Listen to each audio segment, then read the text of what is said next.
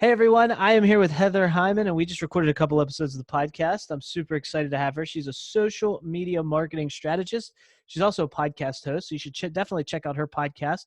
It's titled Business Jesus Sweet Tea, and you can find more about her at sweetteasocialmarketing.com/content calendar. If you go there, you can actually get a free content calendar for your social media, which is totally cool.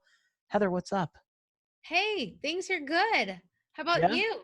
I'm doing well. I had so much fun chatting with you about social media on the podcast, and I think it's always fun to hear how other professionals are utilizing platforms, especially with all the new platforms that are constantly coming out and getting attention, a la TikTok at the time of this recording, and just seeing what all is out there because that shiny object syndrome is real, right? It really is. And I think that when we can sit back and just constantly reevaluate of like what our plan is and what our goal is and why we might want to consider pursuing something, it makes it a little bit easier to say, really, do we really need to go and do that like right now? And at the end of the day, Mario, there's only so many hours. And so if you're going to start chasing something else, and I'm not saying it may not ultimately work out, something else is probably going to give. And are you okay with that? Let me ask you this question because when people listen to the podcast episodes we recorded, they're going to hear your story. And you started, in a supermarket and managed the supermarket and then got into social media and all of that fun stuff. If you were still in this, let's say you're still running the supermarket, right? And you're doing like overseeing it, managing it, all that stuff. Would you still be as active on social media as you are today? Yes, because I am just wired that I am a connector of people. So, I mean, I didn't start, quote, social media related to a job until 2011. But of course, in my story, which you guys are going to hear, I've been in the digital marketing space since 2000. But I'd say around 2003, just for fun, I was creating like Yahoo groups when I lived in Germany and like bringing women together and helping them have fun and do play groups and like helping them get together where they otherwise would have felt isolated. So I just feel like I have embraced that this is how I'm wired, and I love going deep. I love talking with people. I love getting straight to the point. Um, and I like social media. And Mario, everyone's got an opinion. I mean, whether you're talking about business strategy or if you're just posting your Italian recipe of spaghetti, like someone's got a problem with the people. And I've heard them. Like they're like, "Oh my goodness, if I see one more picture of you going to the gym or if I see one more of the homemade laundry detergent things that you just made, like I'm going to scream." And by the way, that's not me. I don't make homemade laundry detergent, but that's super cool. But it's like my point is people are going to always find something to either argue or complain about or nitpick, whether it's super positive or if it's super negative. So I am a huge believer from a business perspective as well as just living your life. The more you're just authentically being exactly who you are, the more you're going to attract more of the people that you're going to connect with because they're going to be liking what you're putting out there when it's like the real version of you. Because nobody, whether they're in business or they're just showing up personally on Facebook, can fake something that they're not on a long-term basis. Eventually, that's going to get old really, really fast. Very true. And I see a lot of people doing that. I see a lot of people who, and like you said, it doesn't last, but I see a lot of people who see people that maybe they aspire to and they try to be them. And it's like that works for them because that's who they are. Right. Like if you try to be that, plus the person you see today as them that you perceive to be so successful, that wasn't who they were when they were in the spot that you're in, when they were just getting started. They had to like work into that, grow into that.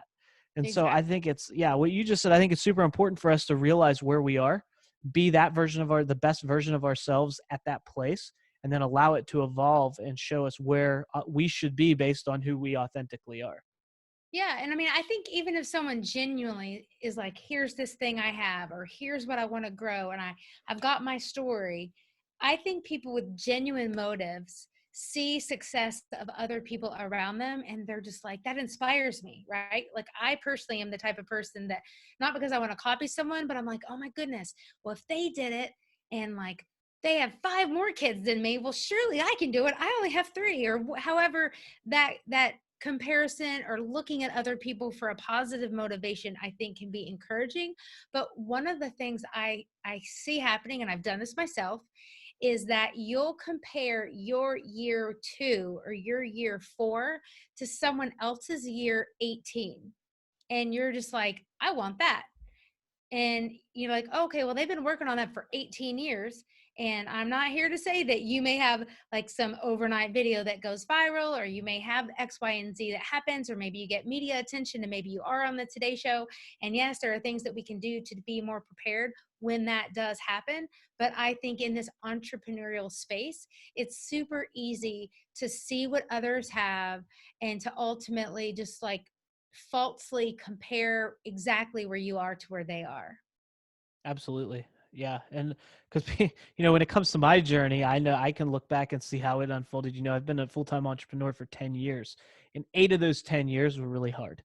The last 2 have been really good, but I'm the 10-year overnight success. That's Yeah, what people think. I used to But use that line. yeah, yeah, and that's just so that's where life is. So, like, if you've been going at it for 2 years, I always tell people, and it's still really hard, that's okay. You're learning, you're making progress. You're just not going to be at year 15 tomorrow. And it takes time. I mean, there's not like some people, even the ones that you think are super successful super fast, they probably have other things they've done for a long time and developed skill sets to allow them to use that, because no one just wakes up one day and is just like at the top of the mountain, right? You have to, everyone wants to everyone wants to get to the destination, but no one really wants to take the journey. Exactly. And That's sometimes we'll listen to the short version of people's story, which again is like, oh, I did this and I had this amazing success in digital marketing. But if you go, oh, if I listen to the long version of their story, it was that they were 10 years in corporate America and they said, hey, I want to take these skills and I want to pivot and change. And so we've got to be real with ourselves when we are willing to say, I don't want to just compare myself to things that aren't true. Yeah, absolutely. And that's such a great point. And it's hard to, in social media land, it's a game of comparison, right? There's so many people that are looking how many followers do they have and what kind of content are they making and what's going on here.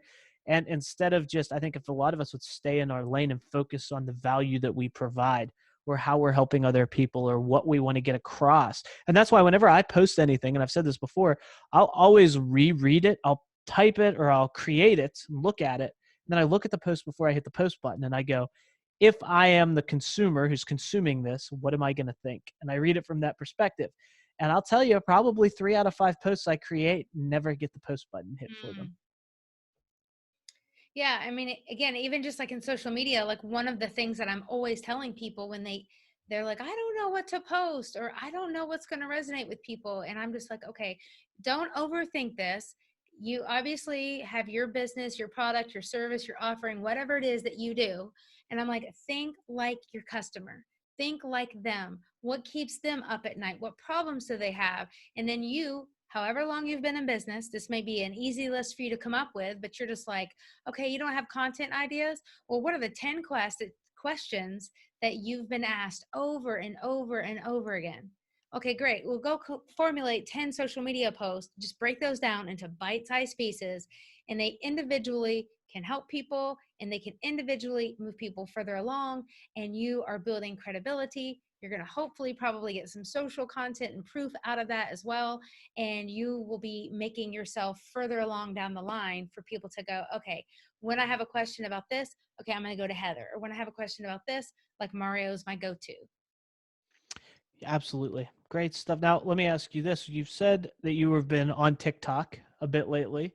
Are you creating videos or you just consume? So, I mean, I'm creating videos. In the words of my 15-year-old, I've gone viral. And so it's super funny too, because she's looking at these huge people with 1.7 million followers, and she was like, mom, your video's gone viral. And I was like, what do you mean? I've only had 242 like views of a video that I made. But she says, yes. And here's my 15-year-old schooling me, guys.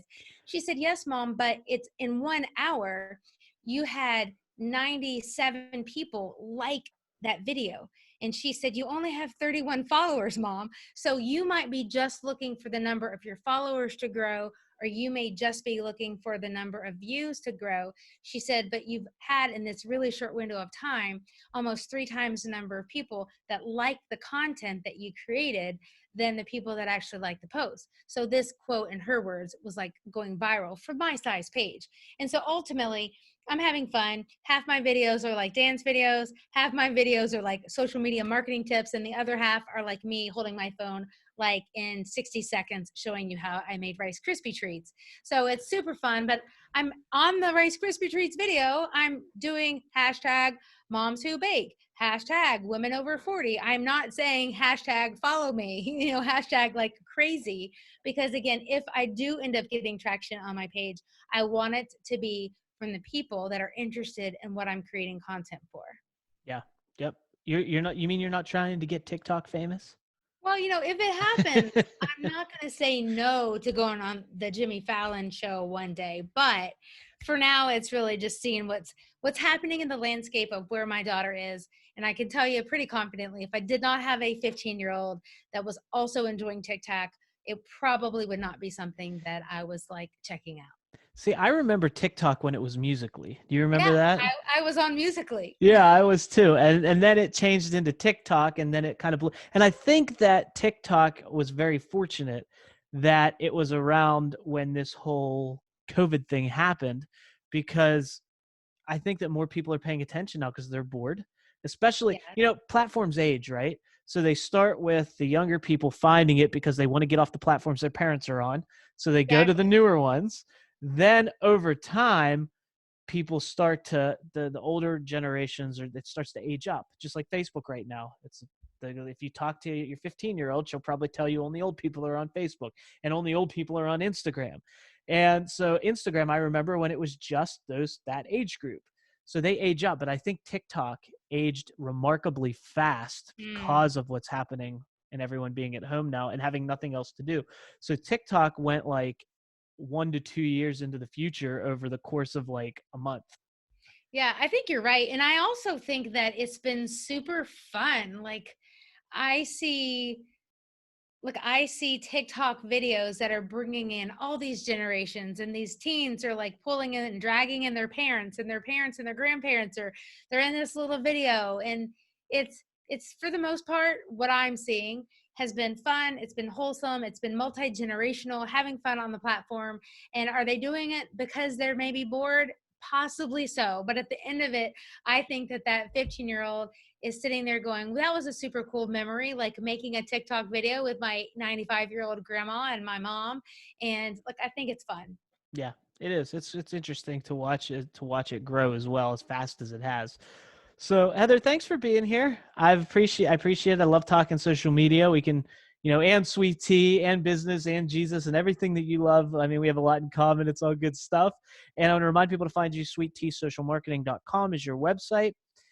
Thanks again. Let's do it again soon. Absolutely. Thank you so much. It was awesome.